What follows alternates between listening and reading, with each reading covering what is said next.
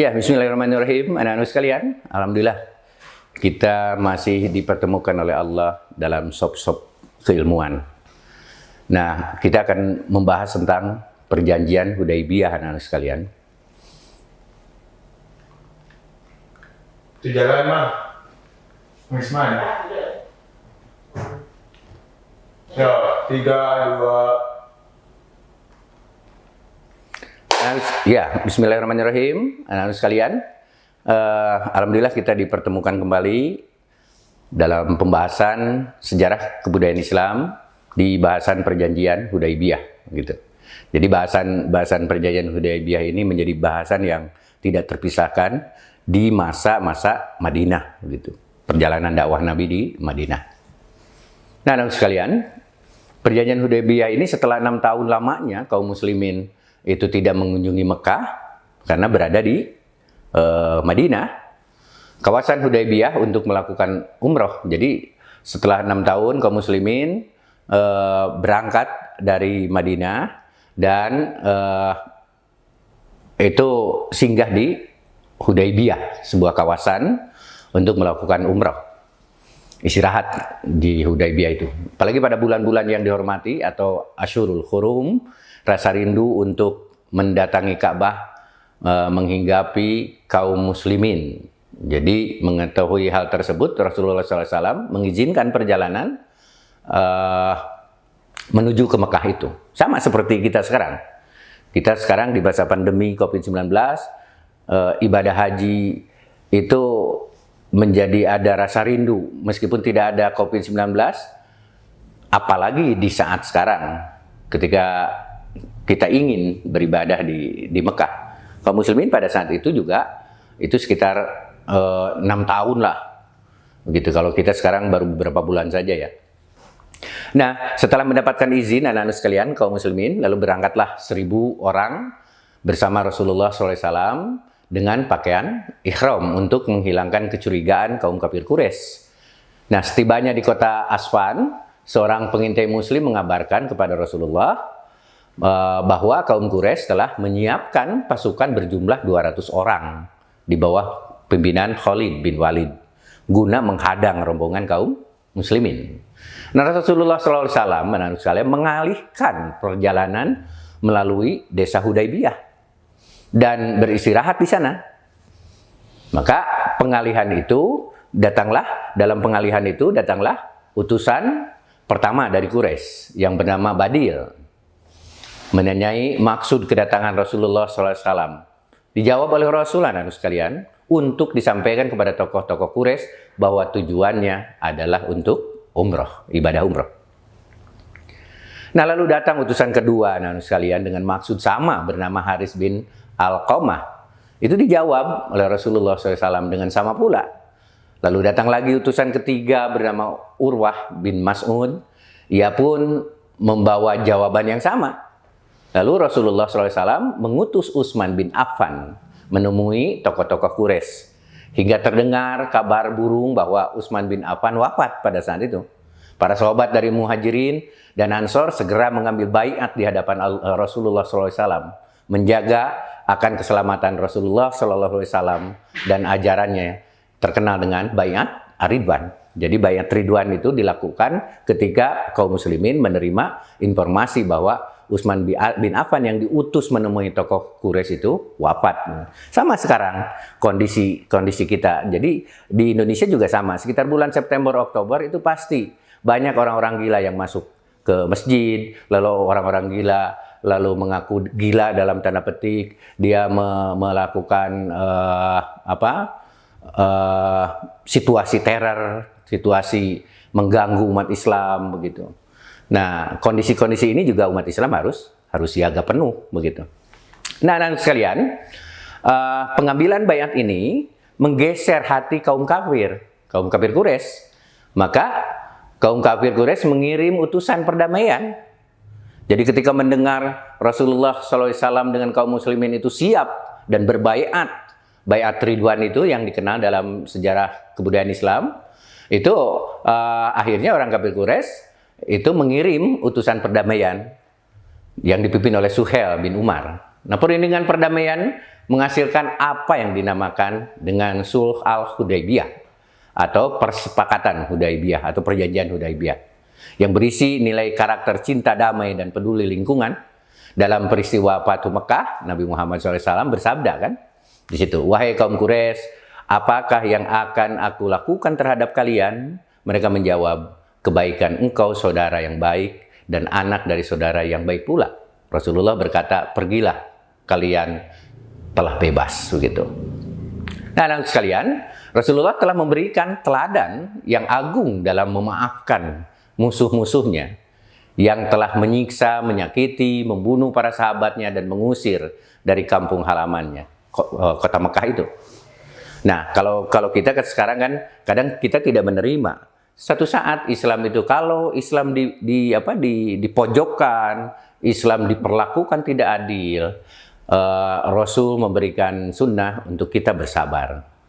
Tapi kita sering menyatakan, menafsirkan sabar itu diam, bukan. Jadi sabar itu harus kuat, sabar itu harus cerdas, sabar itu harus berani, begitu. Jadi kondisi sekarang kalau umat Islam sedang dipinggirkan, dipojokkan oleh kelompok-kelompok yang tidak mau menerima adanya Tuhan, kita harus bersabar. Ya, bersabar itu apa? Kesimpulannya lawan, begitu. Jadi tidak lalu dipahami sabar itu diam. Nah, sama seperti perjanjian Hudaybiyah. Nah, apa saja isi dari perjanjian Hudaybiyah itu? Sebetulnya banyak isi dari perjanjian Hudaybiyah, hanya kita lihat satu kemasan definisi yang cukup sederhana supaya kalian bisa mencerna dengan baik, begitu. Di antara isi perjanjian Hudaybiyah itu yang kita tahu diantaranya adalah diadakan gencatan senjata pada kedua belah pihak selama 10 tahun. Jadi selama 10 tahun orang kafir Quraisy tidak boleh melakukan menyiksa dan segala macam, diskreditkan. Nah, komitmen itu diterima gitu, kedua belah pihak. Lalu yang kedua, apabila seorang kafir Quraisy masuk agama Islam tanpa seizin walinya, maka segera ditolak oleh kaum muslimin. Jadi perjanjian yang cukup unik begitu ya, yang mereka itu menerimanya apabila seorang kafir Quraisy masuk Islam tanpa seizin walinya, maka segera ditolak oleh kaum muslimin. Lalu yang ketiga, Quraisy tidak menolak orang muslim yang kembali kepada mereka, begitu. Jadi cukup indah kelihatannya ya, Quraisy tidak menolak orang muslim yang kembali kepada mereka. Emang enak begitu ya? Mungkin nggak? Sekarang mungkin. Jadi banyak orang yang menyatakan diri muslim, tapi kemudian dari karakteristik dia sebetulnya sedang kembali kepada kejahiliannya. Nah, yang keempat, anak-anak sekalian, barang siapa yang hendak membuat perjanjian dengan Rasulullah SAW, itu diperbolehkan. Begitu juga siapa yang hendak membuat perjanjian dengan Quraisy, itu juga diperbolehkan. Nah, yang kelima, kaum muslimin tidak jadi melaksanakan ibadah umrah di saat itu, di tahun ini, akan tetapi ditangguhkan sampai tahun depan. Hanya ada yang perlu digarisbawahi dari perjanjian Hudaybiyah itu. Ketika para sahabat menolak, kesannya menolak ya, apa yang disampaikan oleh Nabi. Sebab ada dua klausul di situ yang debatable. Seolah-olah Nabi memberikan toleransi. Nah, dalam pemahamannya di situ, apabila ada orang Mekah ke Madinah, maka orang Madinah berkewajiban untuk mengembalikan orang Mekah itu ke Mekah. Dari mana? Dari Madinah. Dan itu diterima oleh Rasul. Tetapi sebaliknya, apabila ada orang Madinah ada di Mekah, maka orang Mekah tidak berkewajiban untuk mengembalikan orang Madinah ke Madinah. Ini para sahabat melihat Rasul ini tidak adil, selalu memberikan kompromi, terutama Sayyidina Umar dan segala macam dan para sahabat. Tapi ternyata Rasulullah sangat hebat, cerdas dalam menggunakan taktik yang digunakan beliau itu. Dapat sekarang kita rasionalisasikan sekarang. Kalau orang Mekah dalam perjanjian Hudaybiyah itu, apabila orang Mekah datang ke Madinah, maka logikanya Mekah itu kafir, Madinah itu Islam. Maka orang Mekah orang Madinah punya kewajiban untuk mengembalikan orang Mekah tersebut ke Mekah dari Madinah. Maka logikanya ketika orang Mekah ini ke Madinah, pasti dia akan ketemu dengan Nabi. Nah, sedangkan kalian tahu bahwa kalau orang ketemu dengan Nabi mau membunuh saja, itu tidak jadi, bahkan dia masuk Islam. Apalagi dia bertamu dan ketemu dengan Nabi langsung. Maka logikanya, orang yang ke Madinah itu, maka orang Madinah berkewajiban untuk mengembalikan orang Mekah dari Madinah. Dan itu Rasul terima. Dapat dibayangkan, orang Mekah yang ke Madinah, lalu dalam tanda petik, dia sudah ketemu dengan Nabi, itu diidentifikasi, dia masuk Islam. Maka orang Madinah itu berkewajiban mengembalikan ke Mekah. Maka kalau berkewajiban mengembalikan ke Mekah, orang Muslim, orang Mekah yang sudah masuk Islam itu, leluasa berdakwah di Mekah. Tapi sebaliknya anak-anak sekalian, ketika orang Madinah ada yang ke Mekah, Madinah Islam datang ke Mekah, maka orang Mekah tidak punya kewajiban untuk mengembalikan ke Madinah. Artinya orang Madinah yang di Mekah jongjon, leluasa untuk berdakwah. Maka nanti ujung dari perjanjian Hudaybiyah itu adalah kemenangan Islam yang disebut dengan Fathul Mekah. Karena tidak sadar orang kafir Quraisy bahwa umat Islam di Mekah semakin banyak dengan dakwah Islamnya. Oke, nah seterusnya anak-anak sekalian, harus khusus. Kalau perjanjian Hudaybiyah itu nanti ada pembahasan khusus nanti. Faktor-faktor keberhasilan Fathul Mekah tahun 9 Hijriah yang kita bahas sekarang. Di mana Fathul Mekah artinya penaklukan kota Mekah. Terjadi pada tahun 8 Hijrah, Rasulullah SAW memutuskan untuk menaklukkan kota Mekah. Nah sekarang apa-apa saja sebab-sebab terjadinya Fathul Mekah? Adalah karena kaum Quraisy telah mengkhianati perjanjian Hudaybiyah. Jadi Fathul Mekah itu di saat orang kafir Quraisy berkhianat terhadap perjanjian Hudaybiyah. Maka pada tanggal 10 Ramadan, beliau berangkat bersama puluhan ribu atau sekitarlah 10.000 pasukan menuju Mekah. Kaum muslimin memasuki Mekah tanpa terjadi peperangan, di mana kaum kafir Quraisy menyerah dan tidak melakukan perlawanan karena berbagai sebab.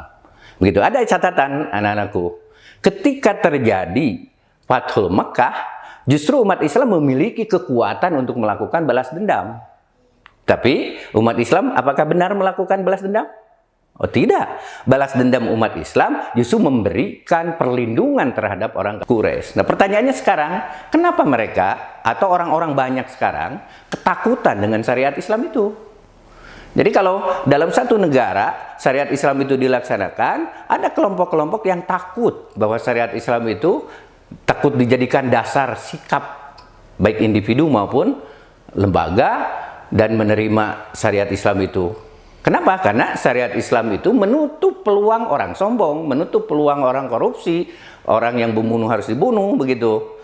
Jadi sangat fair. Nah sekarang orang menolak dengan syariat Islam itu. Apalagi kan ada gejala-gejala menolak Arabisme begitu. Jadi Arabisasi itu mereka tolak, yang berbau-bau Arab mereka tolak begitu. Itu cukup tidak masuk akal begitu. Nah, anak-anak sekalian, dari peperangan itu di Mekah umat Islam memenangkan Fathul Mekah itu dengan berbagai sebab. Nah, Abbas mengajak Abu Sufyan untuk menyerah kepada Nabi Muhammad SAW dan menyatakan keislamannya. Setelah Abu Sufyan memeluk Islam, ia diberi kehormatan oleh Rasul dengan menyatakan, barang siapa di antara kaum Quraisy yang memasuki rumah Abu Sufyan, maka akan aman. Kemudian barang siapa yang masuk Masjidil Haram, maka akan aman.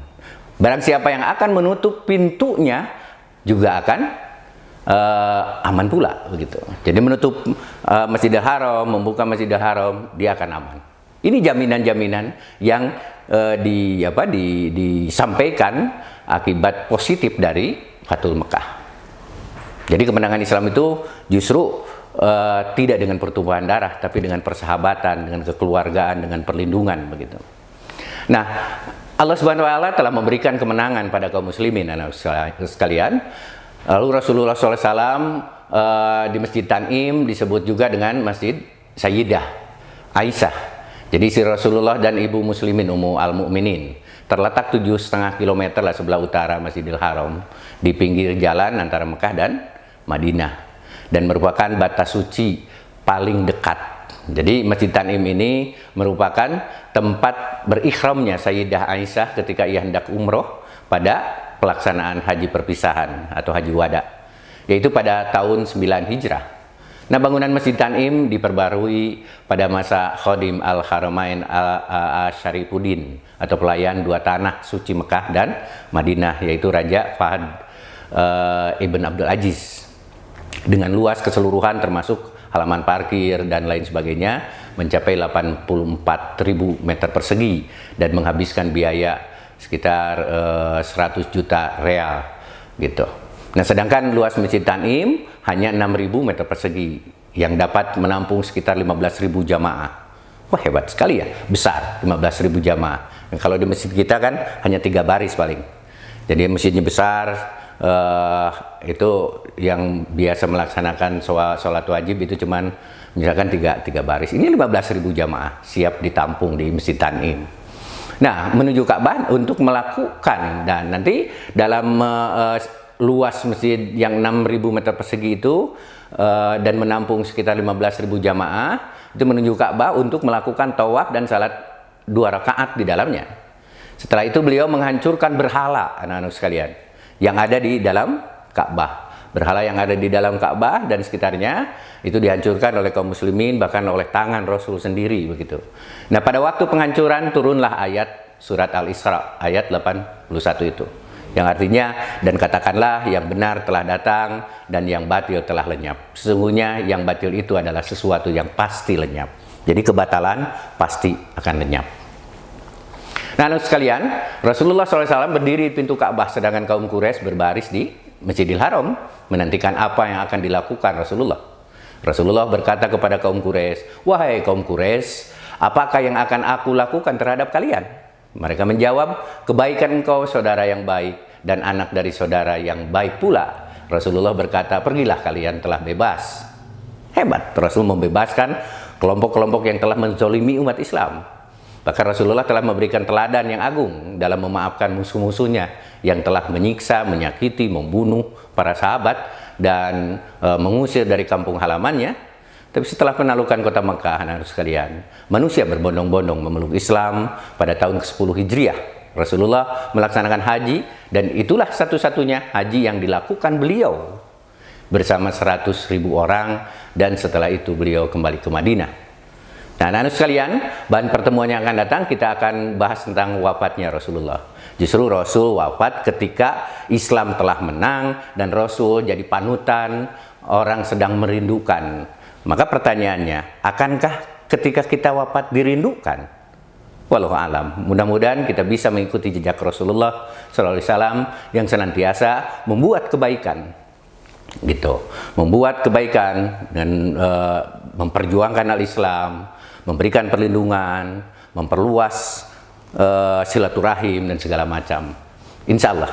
Maka tentu ini menjadi bagian yang harus kita kaji bersama. Itu saja anak-anak sekalian. Nanti bahasan wafatnya Rasulullah itu akan kita bahas di pertemuan yang akan datang. Terima kasih anak-anak sekalian atas perhatiannya. Mudah-mudahan sekali lagi Allah memberikan kekuatan, kesehatan pada kita semua. Assalamualaikum warahmatullahi wabarakatuh.